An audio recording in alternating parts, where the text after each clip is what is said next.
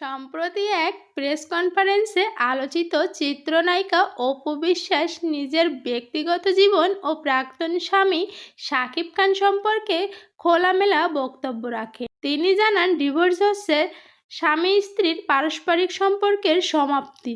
সন্তান কোনোভাবেই সেই বিচ্ছেদের অংশ নয়। তাই তিনি সবসময় চেষ্টা করেছেন তার ছেলে জয়কে বাবার প্রতি নেতিবাচক ধারণা থেকে দূরে রাখতে। এমনকি যোগাযোগ না থাকলেও সন্তানের মানসিক অবস্থার কথা ভেবে তিনি সব কিছু ইতিবাচকভাবে গ্রহণ করার চেষ্টা করেছেন। অপু জানান, এক সাংবাদিকের মাধ্যমে তিনি জানতে পারেন শাকিব খান ছেলেকে দেখতে চান।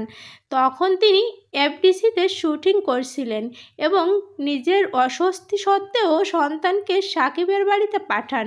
তবে নির্ধারিত সময়ে সন্তান ফেরত না পাওয়ায় তিনি উদ্বেগ প্রকাশ করেন। অপু অভিযোগ করেন, সন্তানের নিরাপত্তা নিয়ে তিনি কখনো শাকিবের পরিবারের উপর সম্পূর্ণ বিশ্বাস রাখতে পারেননি, কারণ অতীতে তাদের আচরণ তাকে কষ্ট দিয়েছিল। তিনি আরও বলেন, সম্পর্কের ভিত তখনই ভেঙে যায় যখন পারস্পরিক সম্মানবোধ হারিয়ে যায়। তাই তিনি মনে করেন তাদের বিচ্ছেদ ছিল সঠিক সিদ্ধান্ত। মিডিয়ার মাধ্যমে যোগাযোগ হওয়া নিয়েও তিনি মন্তব্য করেন, সাংবাদিকরা সবসময় আমার পাশে থেকেছেন, তাদের প্রতি আমার কৃতজ্ঞতা থাকবে। নতুন জীবন প্রসঙ্গে অপু বিশ্বাস জানান, ভবিষ্যতে তিনি এমন একজন মানুষকে জীবনসঙ্গী হিসেবে পেতে চান যিনি ভালো মনের এবং দায়িত্বশীল। নিজের সন্তানের ভবিষ্যৎ ও মানসিক বিকাশের দিকটি তার কাছে সবচেয়ে গুরুত্বপূর্ণ। শাকিব খানের সঙ্গে দীর্ঘদিনের কাজের স্মৃতি উল্লেখ করে তিনি বলেন, তারা একসঙ্গে অনেক সফল সিনেমা উপহার দিয়েছেন।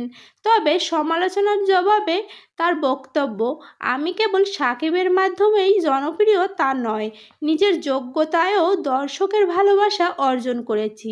শেষে অপু বিশ্বাস অনুরোধ করেন, আমাদের সমালোচনা না করে শেখাতে পারেন, কারণ মানুষকে গড়ে তোলাই আসল কাজ। তিনি সবাইকে বাংলা চলচ্চিত্রের পাশে থাকার আহ্বান জানিয়ে বলেন, খুব শীঘ্রই আমি নতুন রূপে আপনাদের সামনে আসব। সেলিব্রিটিদের নিয়ে এমন আরও অজানা তথ্য পেতে আমাদের চ্যানেলটি ফলো করে রাখুন। ধন্যবাদ।